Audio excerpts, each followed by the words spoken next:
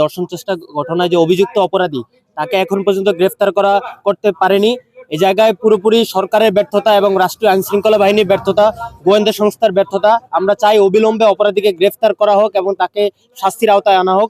এবং একই সাথে আমরা দেখছি যে ক্যাম্পাসে এই চলমান আন্দোলনকে কেন্দ্র করে একটি গোষ্ঠী তাদের নিজেদের স্বার্থ খোঁজার চেষ্টা করছে এবং যারা পলাতক ফেসিস্ট বাহিনী রয়েছে এবং বিশ্ববিদ্যালয় ক্যাম্পাসে গাপটি মেরে বসে থাকা যে সকল ফেসিস্ট বাহিনীর যারা দোসর রয়েছে, তারা বিভিন্নভাবে আমরা ধারণা করছি যারা চক্রান্ত করছে কিভাবে জুলাই হামলায় মদতদাতা অভিযুক্ত শিক্ষকদের বিচার প্রক্রিয়াকে বাধাগ্রস্ত করা যায়। এই বিচার আমরা দেখেছি যে চব্বিশের জুলাই পেরিয়ে 25 পেরিয়ে আজকে 26শে জুলাই এসে গিয়েছে। 2 বছর পার হয়ে যাবার পরেও এখন পর্যন্ত এই জুলাই হামলায় মদতদাতা শিক্ষকদের বিচার সম্পন্ন হয়নি। আমরা চেয়েছিলাম যে আগামী যে 21 তারিখ সিন্ডিকেট হবে, সেই সিন্ডিকেটেই জুলাই হামলায় মদতদাতা শিক্ষকদের বিচার প্রক্রিয়া সম্পন্ন হবে।